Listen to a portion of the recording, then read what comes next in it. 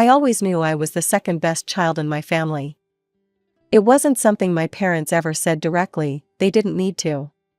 Their actions spoke louder than any words could. My brother Mike was their golden child, their firstborn, their pride and joy. 2 years older than me, he could do no wrong in their eyes. I remember when we were kids, and he broke Mom's favorite vase while playing baseball in the house. Instead of scolding him, Mom just smiled and said, "Boys will be boys. At least you're practicing your swing, honey."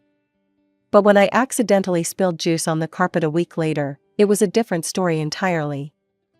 "Irene, how could you be so careless?" Mom's voice still rings in my ears. "Go get the cleaning supplies right now. And you're grounded for the weekend." These double standards were the backdrop of my childhood. Mike would get C's in school, and our parents would say, "Well, he's just more focused on sports right now." But if I got an A- instead of an A+, they'd barely look up from their phones and mutter, "You could do better if you tried harder." The only person who saw me, really saw me, was my grandmother. She lived just a few blocks away, and her house became my sanctuary. Sure, she doted on Mike too, brought him cookies, went to all his games, the works. But unlike my parents, she noticed my achievements too. The pattern continued year after year. Mike's birthdays were grand affairs with bounce houses, dozens of friends, and elaborate cakes. My birthdays, well, half the time my parents forgot them entirely. I remember my 10th birthday, I sat at the breakfast table, waiting for someone to say something. Mom was busy helping Mike with his science project, and Dad was reading the newspaper. That evening, when I finally worked up the courage to remind them, Dad looked genuinely surprised. "Oh, right. Happy birthday, kiddo. We'll get you something next time we're at the mall." They never did.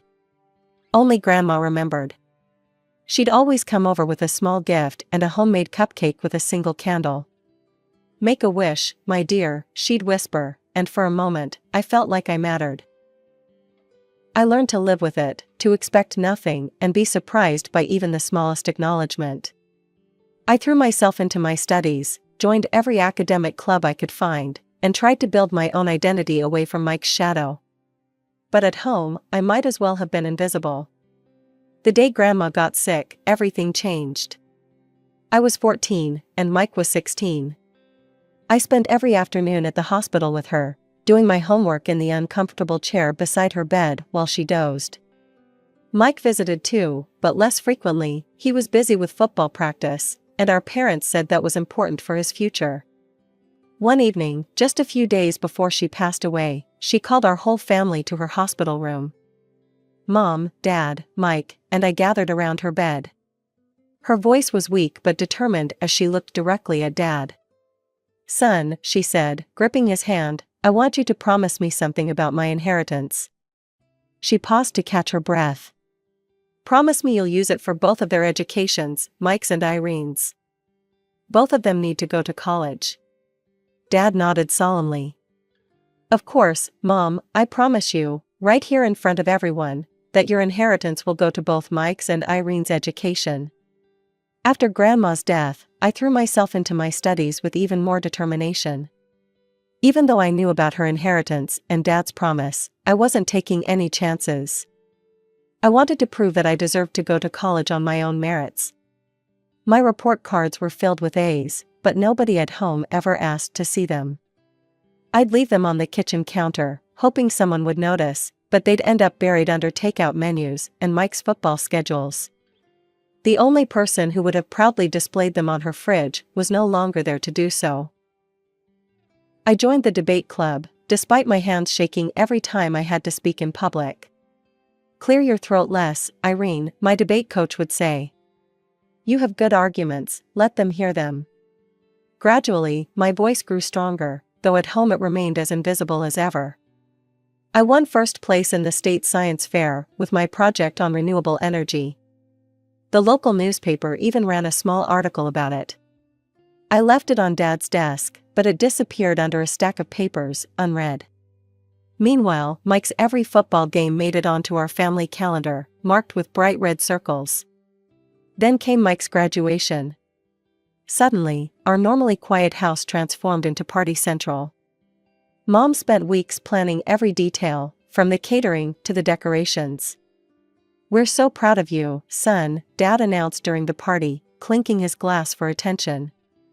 The backyard was packed with relatives, friends, and what seemed like half the neighborhood. "Not only has our boy graduated, but he's also heading to Preston University this fall." Mike sat there grinning, keys to his new car dangling from his fingers. I stood in the corner, holding a plate of cake I wasn't eating. "Thanks to Mom's inheritance," Dad continued, his voice thick with emotion, "we've been able to secure Mike's future at one of the best colleges in the country." She would have been so proud. The guests erupted in applause and congratulations. 2 months later, we drove Mike to Preston University, 6 states away. Mom and Dad helped him move into his dorm, took hundreds of pictures, and spent 2 extra days in town just to make sure he settled in okay. After that, our house became Mike's satellite campus. Mom and Dad called him every day, sometimes putting him on speaker so his voice would fill the kitchen during dinner. They drove up to visit him at least twice a month, always returning with stories about his classes, his friends, his football practice. Meanwhile, I continued my senior year, alone in my quiet room, studying for tests nobody would celebrate, winning competitions nobody would attend, preparing for a future I wasn't sure I'd be allowed to have. 2 years passed quickly, and I finished high school at the top of my class. Not that anyone at home noticed or cared. On graduation day, I put on my white dress and honor cords alone. My parents had left 3 days earlier for a much-needed vacation with Mike. "We'll bring you back a souvenir," Mom had said casually, as if missing my graduation was as trivial as missing a regular Tuesday dinner. I sat among my classmates during the ceremony, watching other parents beam and take photos. My friend Jenny's mom even took some pictures of me, saying, "Your parents will want to see these."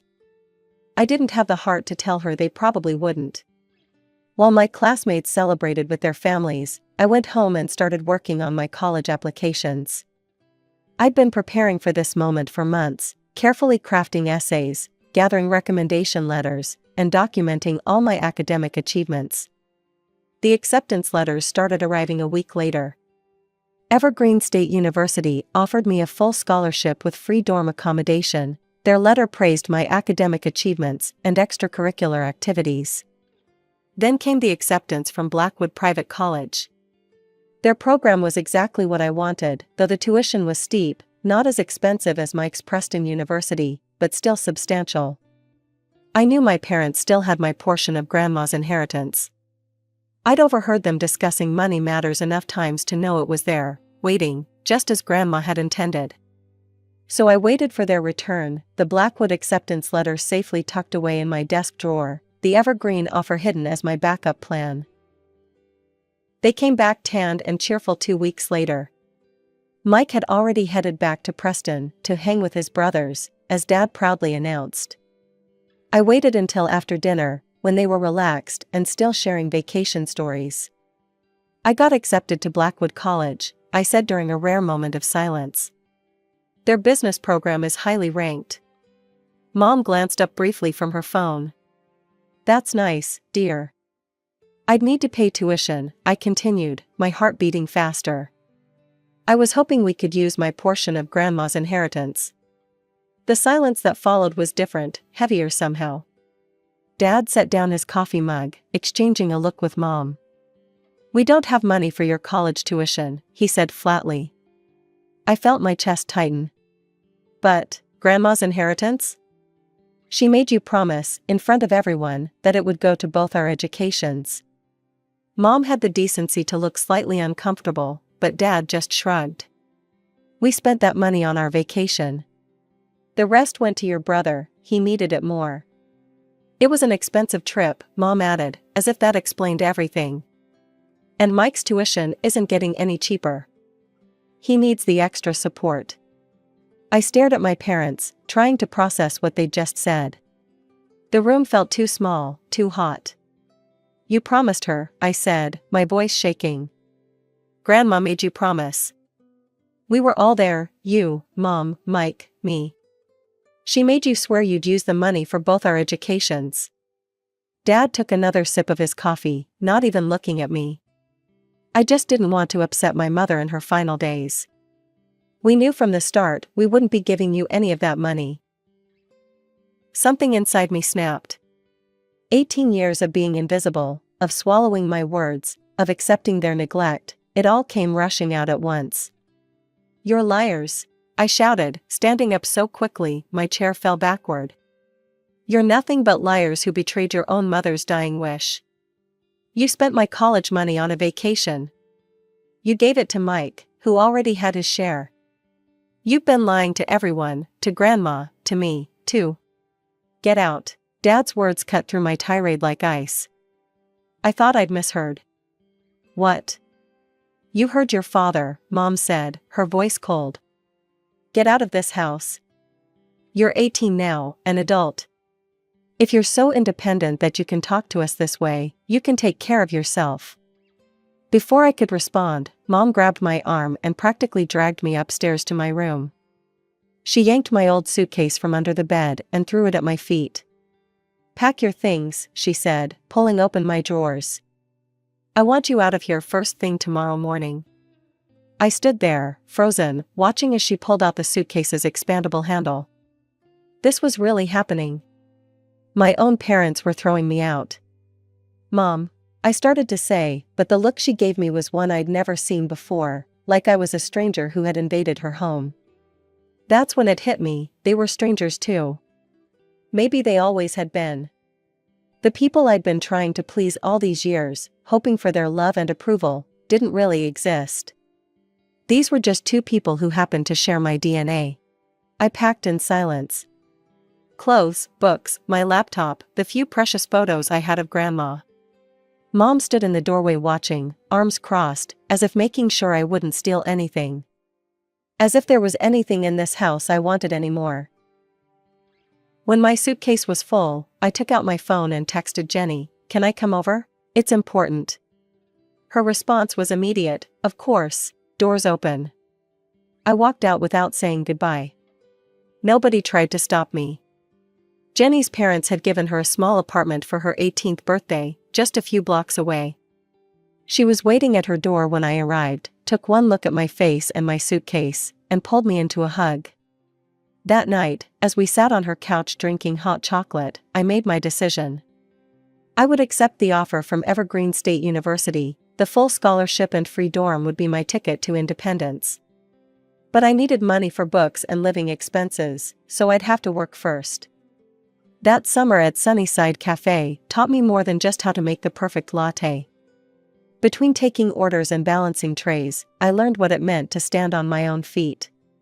My tips went straight into a savings account, growing dollar by dollar, while my paychecks covered basic necessities.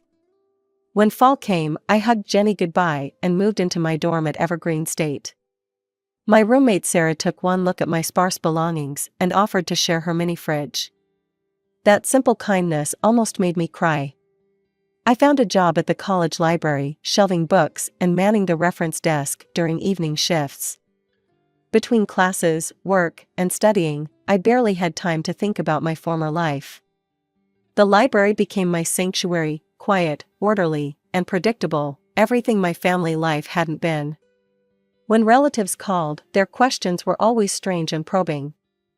Aunt Linda's voice would be full of barely concealed concern. "Do you have somewhere to sleep at night, dear?" Uncle Bob would ask, "Are you getting enough to eat?" I'd answer truthfully that I was fine, wondering what stories they'd been told about my life. Sometimes Jenny would start to tell me news about my family. "Hey, I heard your brother," but I'd cut her off immediately. "I don't want to know," I'd say, and she'd understand. The holidays could have been hard, but Jenny's family wouldn't hear of me spending them alone. That first Christmas at their house, I sat at their dining table, surrounded by warmth and genuine affection. Jenny's dad, Mr. Peterson, pulled me aside after dinner. "Irene," he said, his voice serious but kind, "I've been watching how hard you work. When you graduate, there'll be a place for you at Peterson Technologies if you want it." I accepted on the spot, tears threatening to spill over. Finally, someone was noticing my effort, my determination. Graduation came faster than I expected. I stood on stage, accepting my diploma with highest honors, scanning the crowd out of habit. Jenny and her parents were there, cheering loudly enough to drown out the crowd. I didn't look for any other familiar faces. My first day at Peterson Technologies, I walked in wearing a suit I'd bought with my library savings. Within 6 months, I was leading my own projects. By year 2, I had a team reporting to me. Mr. Peterson's faith in me proved well-founded. I threw myself into every challenge, worked longer hours than anyone else, and quickly gained a reputation for solving problems others couldn't crack. The promotions and raises followed naturally. Soon I was earning more than I'd ever dreamed possible during those days of counting tips at the cafe. I bought professional clothes, started taking yoga classes, went on vacation with Jenny to places I'd only seen in magazines. My birthdays became celebrations of achievement rather than reminders of neglect. Jenny would organize small gatherings, just close friends from work, good food, and genuine laughter. No forced family dynamics, no pretense, no pain. My 27th birthday was approaching, and I had a secret I'd been keeping even from Jenny. For the past 5 years, I'd been saving every extra penny, Christmas bonuses, performance rewards, even the money I would have spent on lunch by bringing sandwiches from home instead of buying from the cafe downstairs. Every dollar went into my special savings account, labeled simply Dream. The dream became reality 3 weeks before my birthday. I stood in an empty living room with high ceilings and huge windows, hardwood floors gleaming in the afternoon sun, and signed the papers that made it mine. My own apartment. Not rented, owned. "Congratulations," the realtor said, handing me the keys. "It's all yours." That evening, feeling a bit bold and maybe a little proud, I did something I rarely did. I posted on social media. Just me, standing in my empty but beautiful living room, keys dangling from my fingers, unable to contain my smile. The caption read, "Early birthday gift to myself. Dreams do come true when you work hard enough. New home, birthday gift, blessed." The likes and comments started pouring in immediately. Jenny's was first, of course, finally. "Can't wait for the housewarming party." My colleagues chimed in with their congratulations. Even some relatives I hadn't heard from in years liked the post and left comments like, "So proud of you," and "Happy early birthday." I was sitting at my desk at work a week later, reviewing quarterly reports, when my phone buzzed. The number wasn't saved in my contacts, but I recognized it instantly. My mother's voice came through the speaker, sweet as honey and just as sticky. "Irene, sweetheart. I saw your beautiful new apartment on Facebook. And I suddenly remembered your birthday is coming up." Suddenly remembered. After many years of forgetting. "It's wonderful to see you doing so well," she continued, her voice dripping with an enthusiasm I'd never heard directed at me before. "Your father and I have been thinking, we should celebrate your birthday properly this year. At home. We'll invite the whole family." I almost laughed out loud. Of course. Years of silence, and now that I had a fancy apartment, suddenly I was worth remembering? Worth celebrating? "We've missed you so much," she added, and I could almost see her practiced, concerned expression through the phone. "It's time for the family to come together again.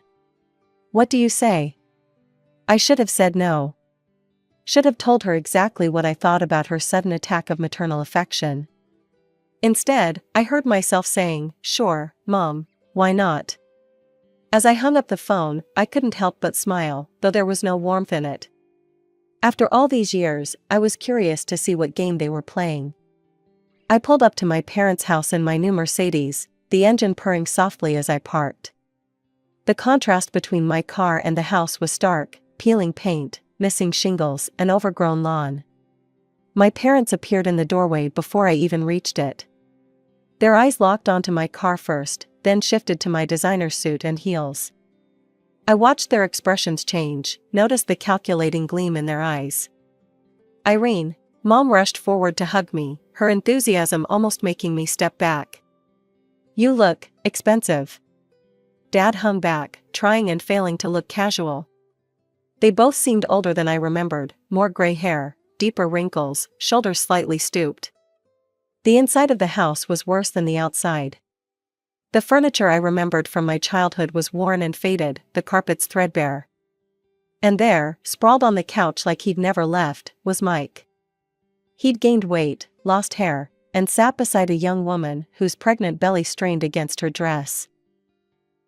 "Hey, sis," he said, not bothering to get up. "Meet Sarah, my wife."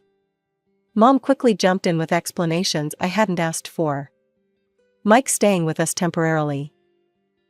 Well, college wasn't quite the right fit. But he's got some promising job prospects." Going on 9 years of temporary, I thought, but kept my face neutral. "The guests will be here soon," Dad said, gesturing to a table laden with food. "But first, tell us about your job. That's quite a car you're driving. Must be making good money, huh?" "Things are fine," I replied, smoothly sidestepping the question. "The catering looks nice." "But what exactly do you do?" Mom pressed. "That apartment of yours must cost a fortune." "And a Mercedes." I smiled blandly. "I work in management. How's everyone been?" Before they could probe further, the doorbell rang. Suddenly the house was full of relatives, aunts, uncles, cousins I hadn't seen in nearly a decade. They swarmed around me with hugs and exclamations. Aunt Helen pulled me aside during the commotion, her voice low. "I'm so glad you finally came to your senses, dear. Your parents have been so worried. It must have been hard, living like that." I turned to her, confused. "Like what?" She glanced around before whispering, "You know, after you ran away with that boy. Living on the streets, refusing to work." She patted my arm. "But look at you now. All cleaned up and respectable again." The pieces clicked into place. While I'd been building my career, earning promotions, and buying my apartment, my parents had been spinning tales about their shameful runaway daughter. Their version of events painted them as the worried, abandoned parents of a wayward child. And I'd played right into their hands by cutting off contact with the extended family. Once everyone was seated at the table, Dad stood up, raising his glass. "We're here today to celebrate our wonderful daughter," he announced, his voice thick with fake emotion. "We're so proud of what she's become." Mom dabbed at her eyes with a napkin, tears I'd seen her practice for school plays decades ago. "The family should stick together," she said, reaching for my hand across the table. I kept mine firmly in my lap. That's what matters most, family supporting each other. The emphasis on supporting wasn't subtle. Neither was the way her eyes darted to my designer watch, my expensive jewelry. "Your father and I," she continued, sniffling, "we always knew you'd make something of yourself." I let the silence stretch for a moment after she finished. Then I stood up slowly, smoothing my dress. "Thank you all for coming," I said, my voice clear and steady. "It's interesting, actually, that my parents remembered my birthday this year. It's a first, really." The room grew quiet. Mom's fake tears dried up instantly. "You know, growing up, they never celebrated my birthdays. Not one. But I suppose an apartment in the nice part of town and a Mercedes make birthdays more memorable, don't they?" "Irene," Dad warned, "this isn't the time." "Oh, but it is." I turned to address the whole table. "Aunt Helen told me something interesting earlier. Apparently, I ran away from home at 18 with some boy. Became homeless? Refused to work?" I laughed, but there was no humor in it. "I'd love to hear more about this mysterious bad boy I supposedly ran away with." Mom jumped in, her voice high and nervous. "Sweetheart, the past is the past. Let's not." "The truth," I said, raising my voice over hers, "is that they kicked me out. The day after my high school graduation." "Want to know why?" Mike shifted uncomfortably in his seat. A few relatives nodded. "Because I reminded them of the promise they made to our grandmother on her deathbed, that they'd use her inheritance for both Mike's and my college education." "Remember that promise, Dad?" You made it in front of everyone. But instead, they spent my portion on a luxury vacation and gave the rest to Mike. Then they threw me out when I dared to question them about it. That's not true, Mom protested weakly, but I could see the recognition in the relatives' eyes. I got into college on my own merits. Worked my way through it. Built my career from nothing. And in 9 years, they never once called. Never once remembered my birthday. Until they saw my new apartment on Facebook. The silence in the room was deafening. Aunt Helen was looking at my parents with undisguised disgust. Uncle Bob was shaking his head slowly. I'm sorry for disrupting this lovely party, I said, picking up my purse. But I thought you all deserved to know the truth. I didn't come back for a reconciliation. I came back to set the record straight. The drive home felt liberating. In my apartment, everything was ready, a catered dinner I'd arranged days ago, knowing exactly how this evening would end. Jenny arrived first, followed by my colleagues and true friends. We ate, drank, and celebrated, not just my birthday, but my freedom from the lies. The messages started coming that night, Mom begging me to reconsider, Dad saying they were wrong, Mike asking for help with his temporary situation. I blocked their numbers one by one.